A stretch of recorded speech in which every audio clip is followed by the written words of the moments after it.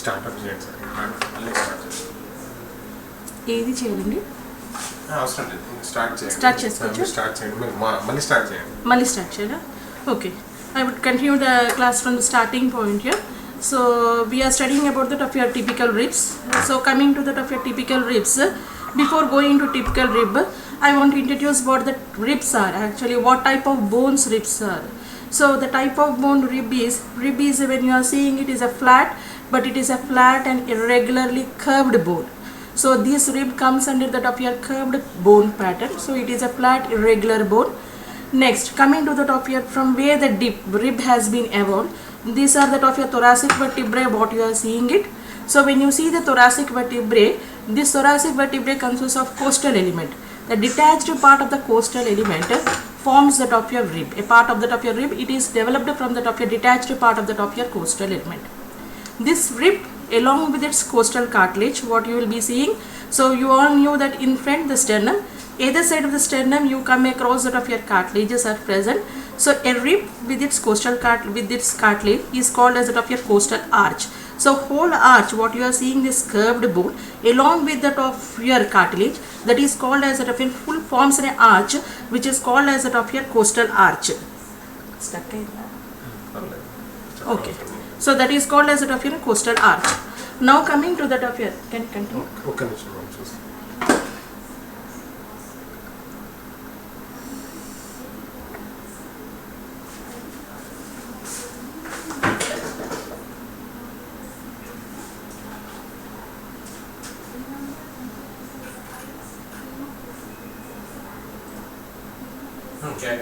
Okay. So now coming to that of your classification of the ribs, we all knew earlier classes that there are two types of ribs. That is true ribs and that of your false ribs are present. When you come across that of your true ribs, what are the true ribs? The ribs which articulates behind with the vertebrae and in front with the sternum, these are called as vertebrosternal ribs. Whereas the ribs which articulate behind with vertebra but in front not with the sternum, with sternum only, but not directly, they are not articulating with the sternum, but indirectly they are articulating with the sternum, then they are called as false ribs. Other than true false ribs, there are other type of ribs which are called as floating ribs. So 11th and 12th ribs are called as floating ribs. So in this way, this classification is a classification that you knew from earlier classes.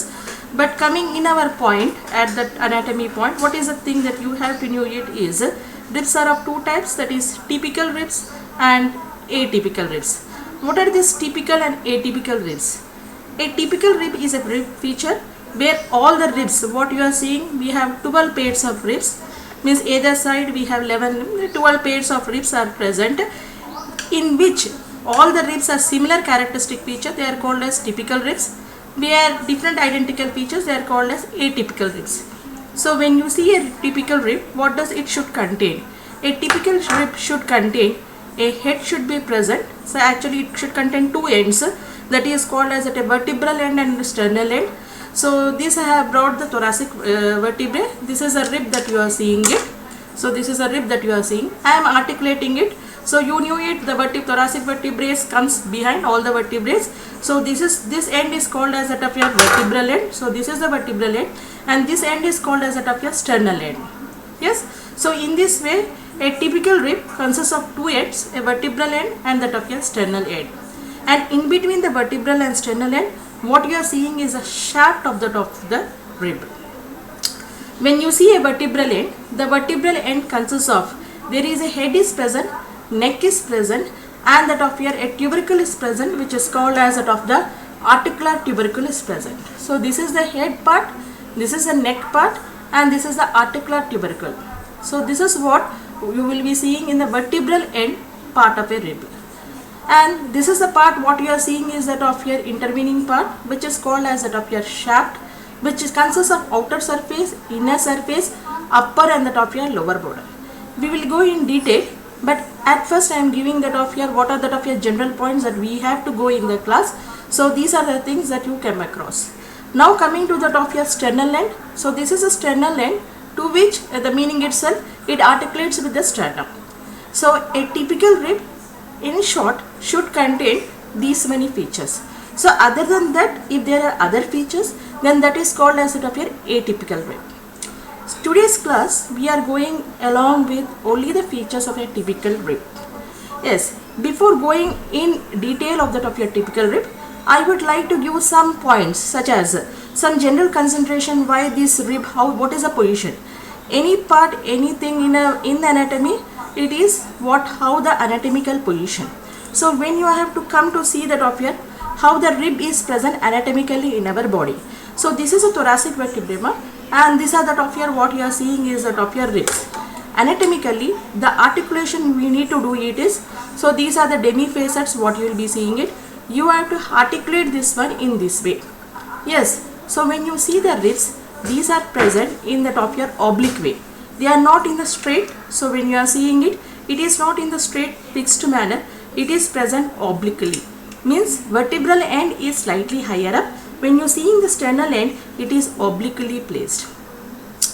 This is why if you ask what is this obliquity, is it necessary? Yes, the obliquity is necessary for us in the body, because when you see the types of respiration what we have two modes of respiration. One is thoracic mode of respiration, one is abdominal type of respiration.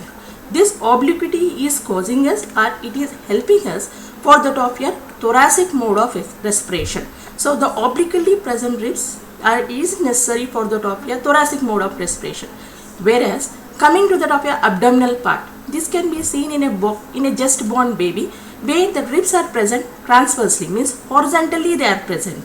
So when there is horizontally, there is no obliquity, the ribs are not present obliquely. So there the mode of respiration is abdominal type. When you see the baby, when he is laid down, he or she is laid down, you can see the abdomen is going up and down. So that mode of respiration is called as abdominal type of respiration, where it is commonly seen in the top of your infants. But coming to the adults, from 2nd year to the top of your 6th year, the obliquity comes on increasing. So we have that of your thoraco-abdominal type of respiration. So in this way, the obliquity is necessary for the top of your ribs. So this is an anatomical position. So please see it. What is the articulation? So this is a thoracic vertebrae which should come posteriorly.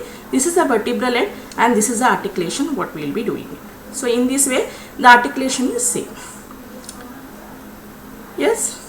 So this comes to the top of your some general consideration points. Now coming to the top of your in brief of the top of your whole of the top of your ribs. So as we have said, a typical rib consists of ends. One is that of your vertebral end, one is at sternal end, one more is that of your intervening shaft which is present. Now coming to the top of your each end when we see it. This is a part is called as that of your sternal end. When you see the sternal end, it consists of a convex depression. Sorry, concave depression is present. The concave depression articulates with the top of your same costal cartilage. If the rib is that of your second rib, then it articulates with the second costal cartilage. It is forming a junction which is called as costochondral junction. So this is about the top of your sternal end. Yes. Next, coming to the top, we have said there are two ends. So this is one end which is called as sternal end. The another end what you are seeing is called as that of your vertebral end. So this end is called as that of your vertebral end. The vertebral end, the meaning itself, it articulates with the top of your vertebrae, that is that of your thoracic vertebrae. When you see the vertebral end, what features that you come across is, it consists of a head is present. Coming behind the top head, you can see that of elongated part which is called as a neck. After the neck, you can see a small tubercle or the elevation. This is called as articular tubercle. Yes, I am repeating again. The vertebral end consists of head, neck, and the articular tubercle is present. When you see the head, what are the features of the top of your head that you will be coming across? The head consists of two facets are present. There is the upper one. If you have the rib in your hands, you can see it. There is a small facet above and there is a large facet beneath. In between the small and the large facet, there is a crest is present. Yes, repeating again, when you see the head consists of a small facet above, a large facet below. In between the small and the large facet, there is a ridge in between which is separating the small from the top of your large facet. What is the articulation? the large facet which is present is articulating with that of your thoracic, corresponding thoracic vertebrae.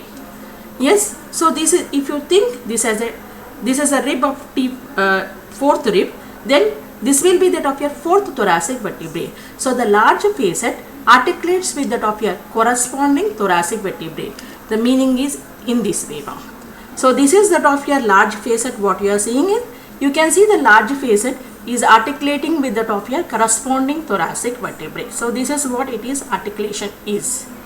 Yes, what the small facet what you are seeing is, it articulates with that of your rib above. Means if this is that of your fourth rib, it articulates with the third rib above. So that small facet which is present is articulating with that of your thoracic vertebrae, that is T3 thoracic vertebrae, it will be articulating. Yes, so this is about that of your two facets. In between the two facets, we have told about there is a crest. So this is what it is articulating with the intervertebral disc. If you see this one vertebrae, above this one there will be another vertebrae. So between the two vertebrae, the disc is called as intervertebral disc. So the crest what is present between the two facets will be articulating with the of your corresponding intervertebral disc. Yes, this is about the of your head part. So I would like to repeat it again. Yeah. So there is a small facet and large facet. The large facet articulates with the corresponding thoracic vertebrae, whereas a small facet articulates with the vertebrae which is above. If you think this as a fifth costal cartilage, then the above is that of your fourth. So this large facet will be articulating with the fifth thoracic vertebrae, whereas a small facet will be articulating with that of your fourth. And what you are seeing in between the crest is will be articulating with the intervertebral disc. So this is the articulation of the vertebral end head part. After the head, you see around the head there is a ligament which will be attached around the head, because there is forming a joint which is called as costovertebral joint. So any joint, as we knew it, there should be a ligament. So the ligament which is surrounding the head of that of your costal cartilage is called as that of your synovial ligament, which is surrounding around that of your head part. But anteriorly to that of your costal cartilage, there is another ligament which is called as that of your radiate ligament will be present. The costal ligament, that is capsular ligament, along with the radiate ligament, is helpful for the articulation with the corresponding thoracic vertebrae. This is about the of your head.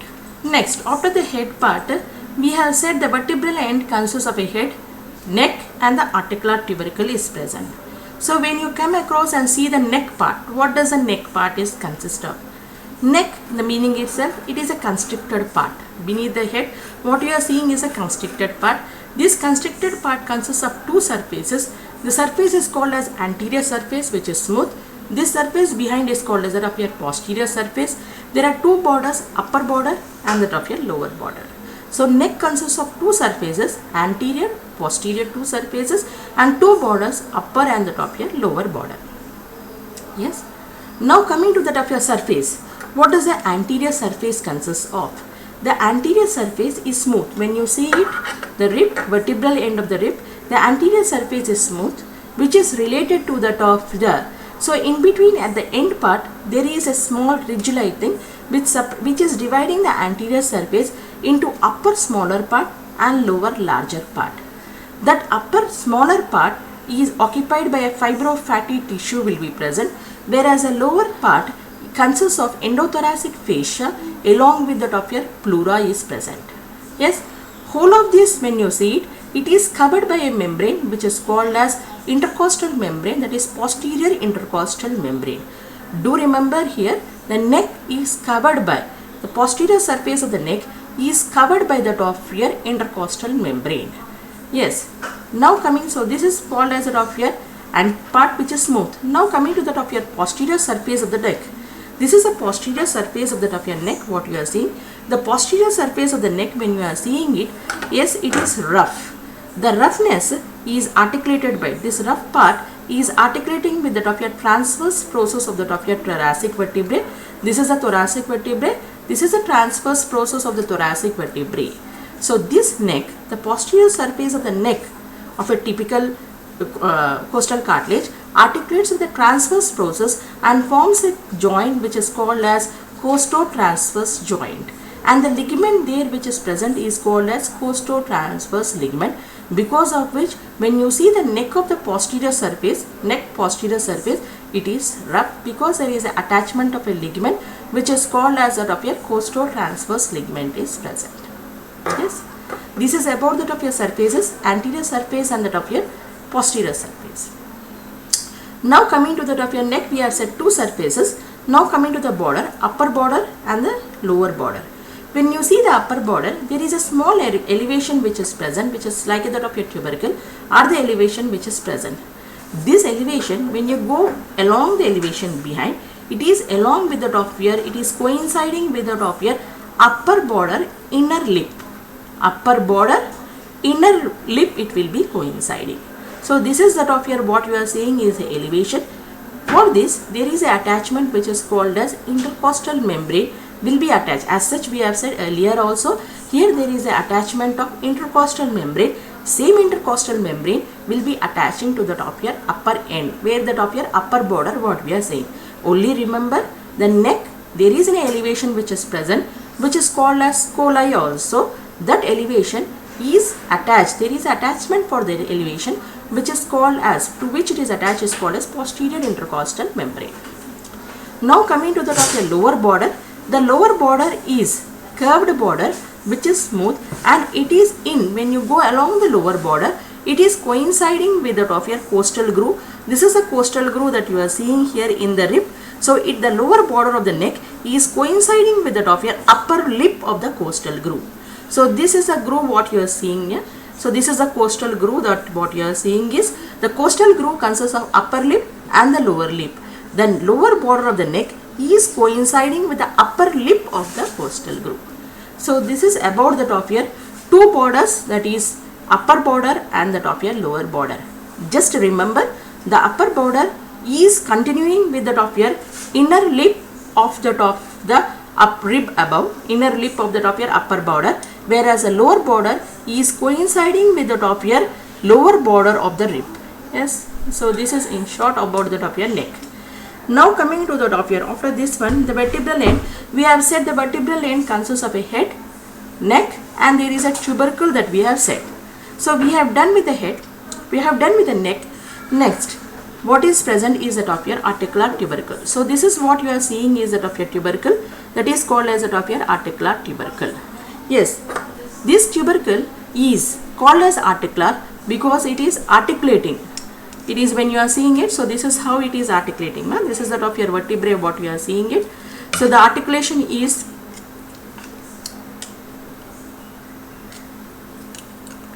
yes, in this way, this is the articulation. So what you are seeing, this is the top of your articular tubercle. The articular tubercle consists of, so this is the top of your articular tubercle. So this is the articular tubercle which will be articulating. It consists of an articular part and the non-articular part. So when you divide the articular tubercle into two halves, the medial is the articular part, the lateral is the non-articular part. The medial articular part is called as articular because it is articulating with the top of your transverse process. If you see it, this is a thoracic vertebrae, this is a transverse process of the thoracic vertebrae. It articulates with the top of your, so here you can see a costal facet, a depressed facet is present. The articular part which is medially present, it articulates with the top of your costal facet which is present on the top of your transverse process. So it articulates with the top of your costal facet which is present on the top of your transverse process.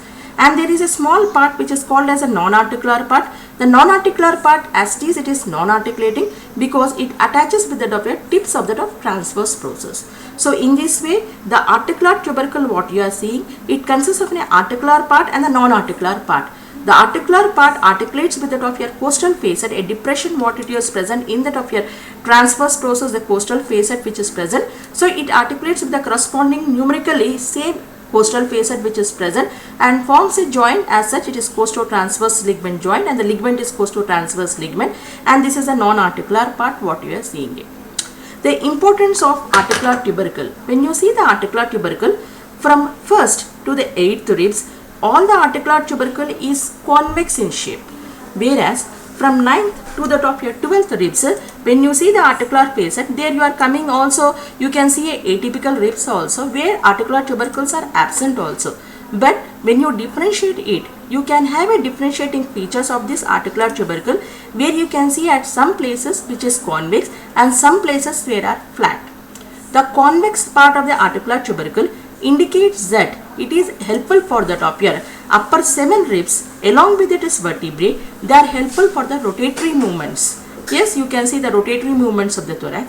Whereas that of a lower part, where we say the articular tubercle is flat, it is responsible for that of your gliding movement.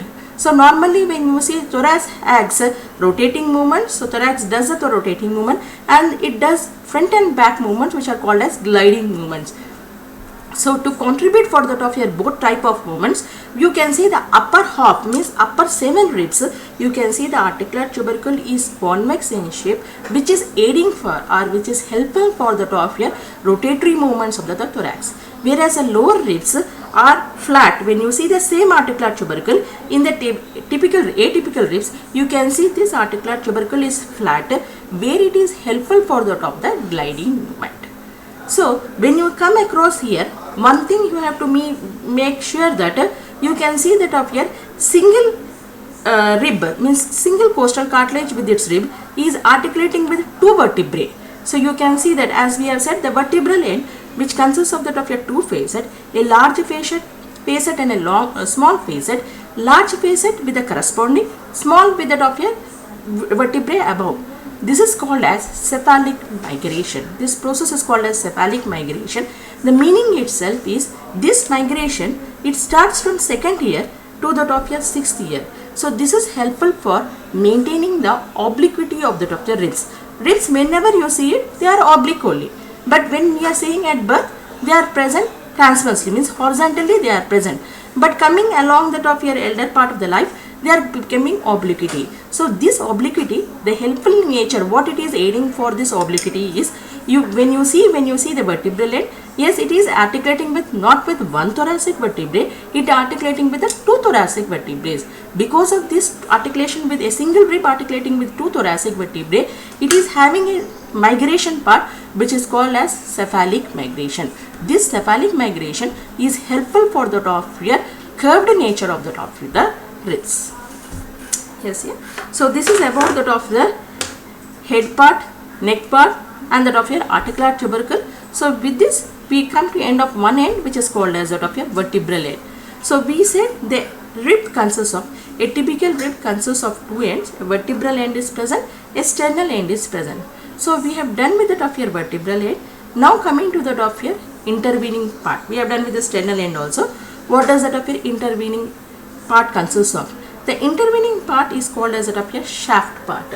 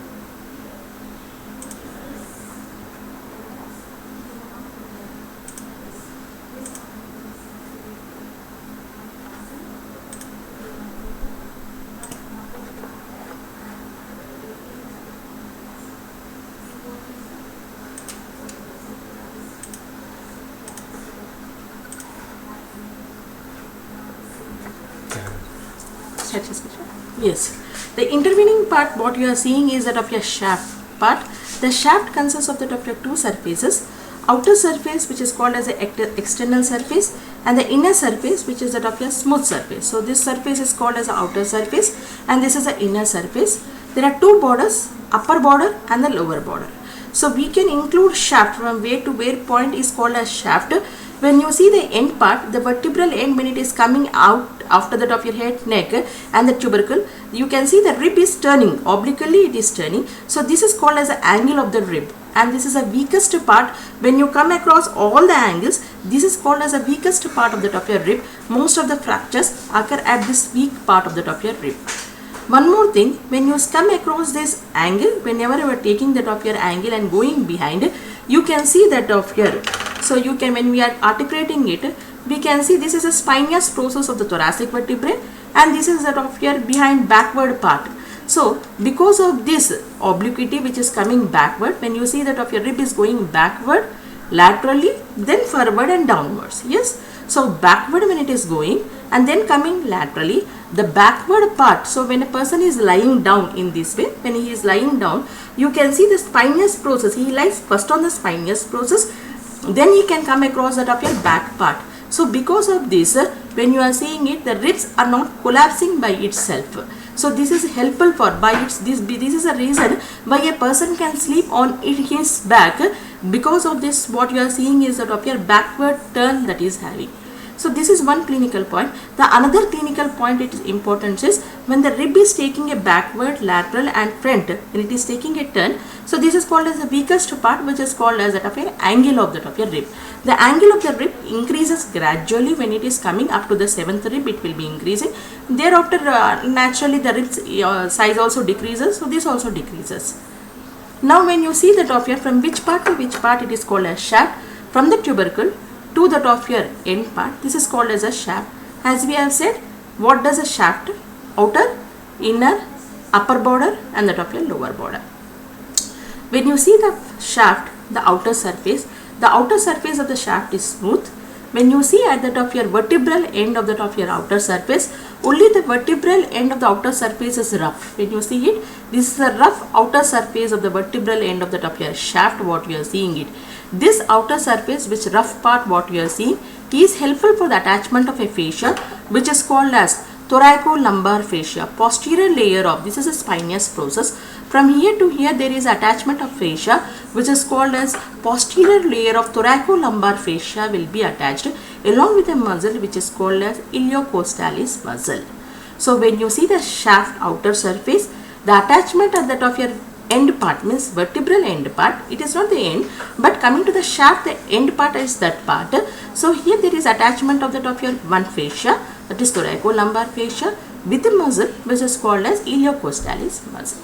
So this is about the top of your outer surface, which is a smooth surface. When you go inside the inner surface, yes, be very conscious about the top of your inner surface, because what you go the next earlier classes, what we are going with the top of your thorax is along with the top. Whenever we are speaking about the thorax, we say about some muscles: external intercostal muscle, internal intercostal muscle and intimus muscle. So these origin insertion are all in this part only. So be very alert to hear what from where they are coming and where they are inserting. So when you come about, so only the external surface, there is nothing to say. Only you can say at the end part there is attachment of a fascia. There is one muscle which is called as iliocostalis. Coming to the top of your inner surface. So this is the inner surface. When you say the inner surface, upper part of the rib. So this is the upper part of the rib where there is attachment of pleura. As it is we knew lungs are present. Lungs are covered with the pleura.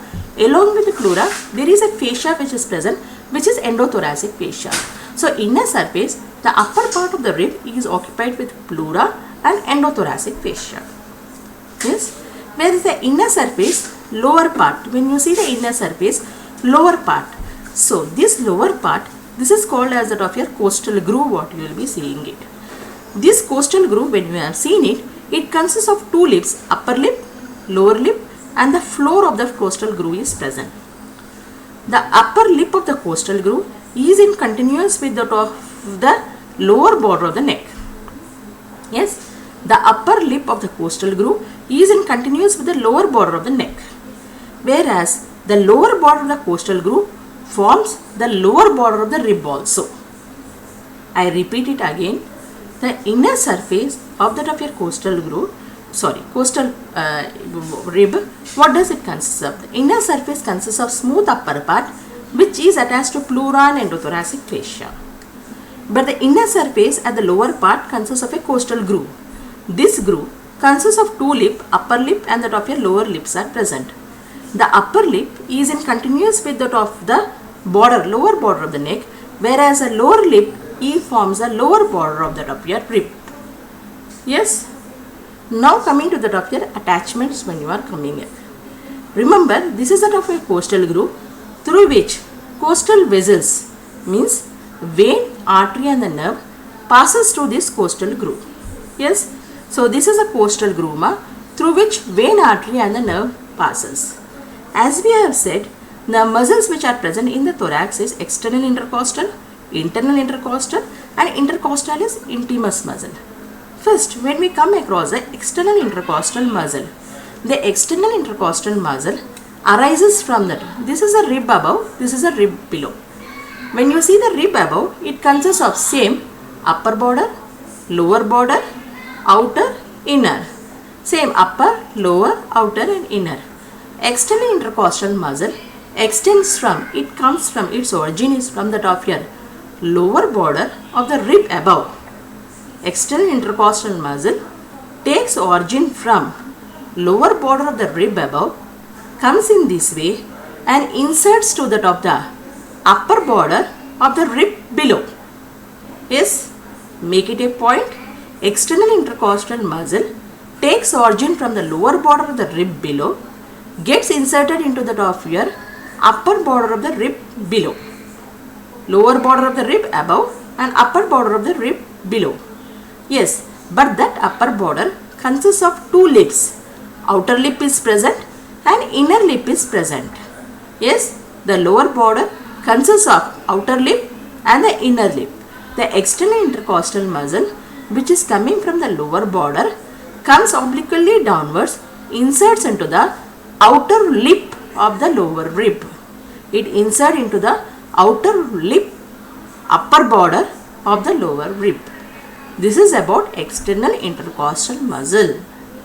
Repeating again, external intercostal muscle takes origin from the top of the border, that is the lower border of the rib above, inserts, it comes in this way, inserts into the top of the outer lip of the rib below, that is upper border, outer lip of the rib below.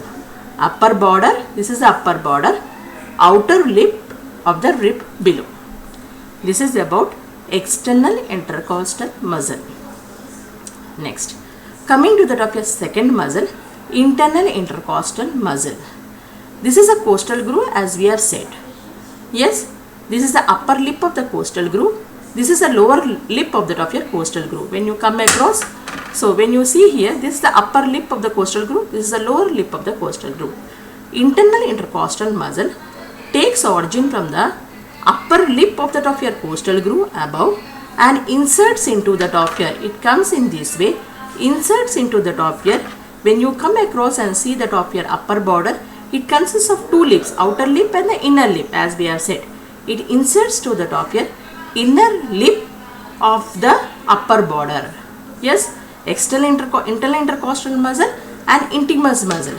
Internal intercostal muscle takes origin from the top here lip, that is the top here lip, what you are saying, that is the top here groove. It consists of upper lip. So from this lip and the top here floor, what you are saying. So intercostalis intimus muscle comes from the top here lip above, and from the floor it is the internus muscle which is coming. The two muscles which are coming, that is internal intercostal muscle and the intimus muscle, which are coming here conjointly and inserts into the top of the lower rib, but upper border only, but inner lip of the top here rib below. So this is that thing that you have to have the idea. I repeat it again. Yeah, in the thorax, the important muscles that you come across to see is external intercostal muscle, internal intercostal muscle and intercostalis intimus muscle. External intercostal muscle takes origin from, this is the border of the rib. It comes from the top here, lower border of the rib above. Gets inserted into the top the upper border but outer lip, upper border but outer lip, it gets inserted. That is external intercostal muscle. Whereas the second muscle, internal intercostal muscle and intercostalis intimus muscle. The internal intercostal muscle takes origin from the coastal groove.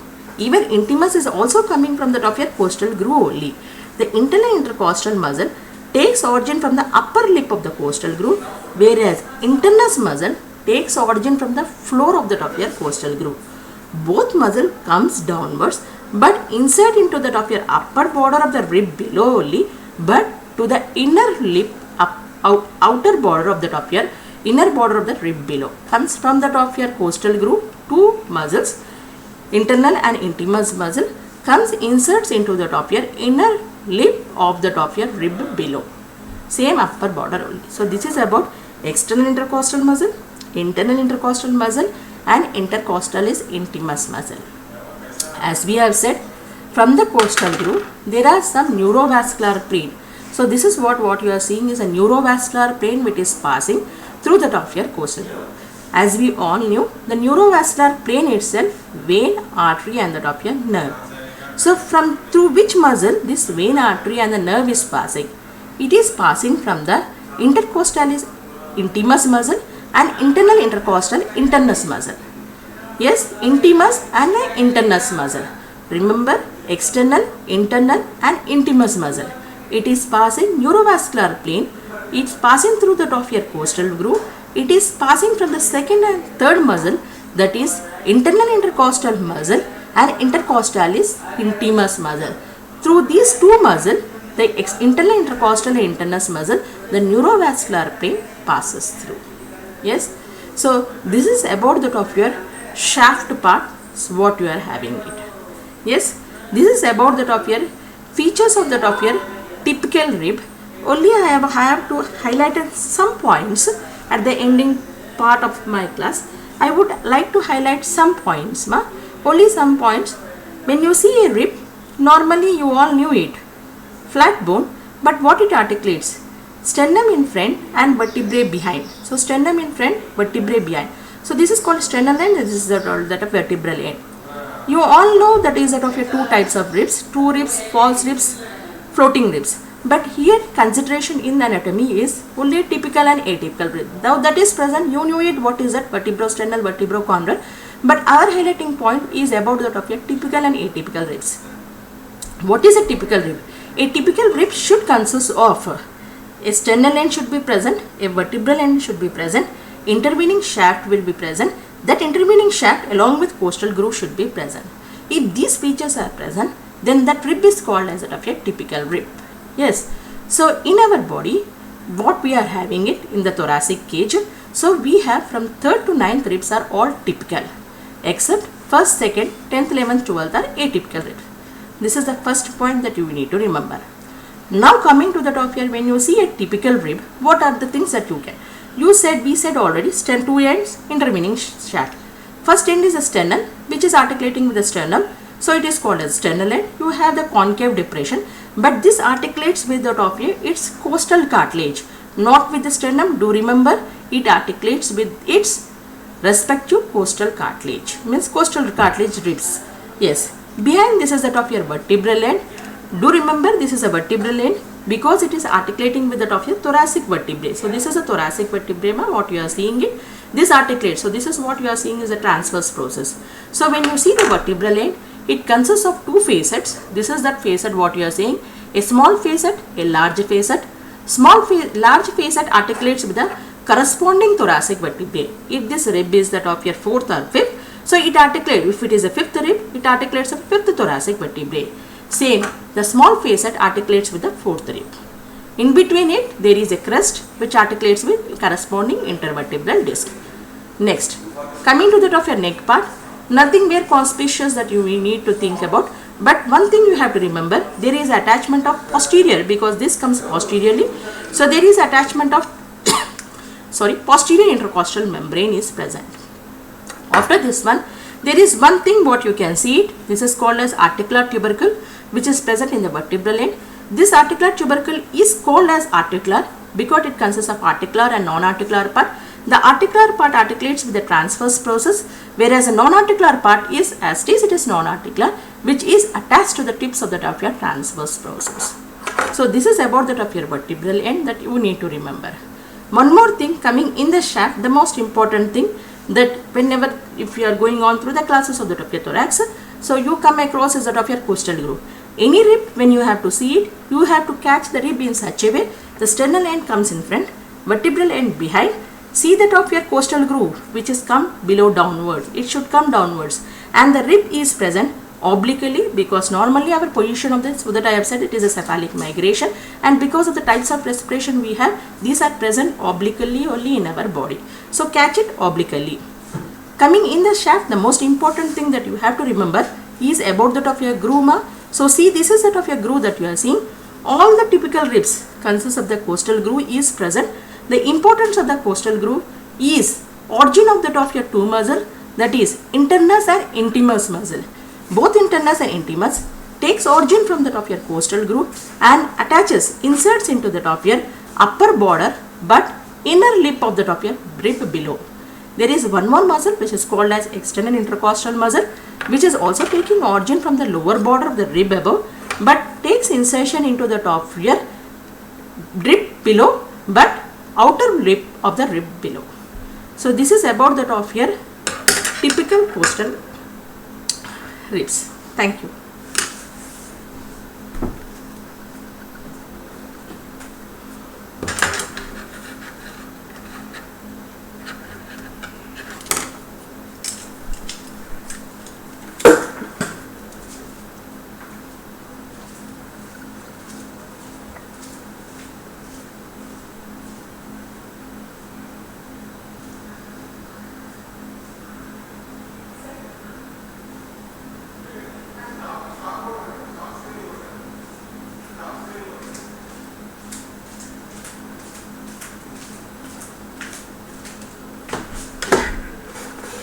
Thank you.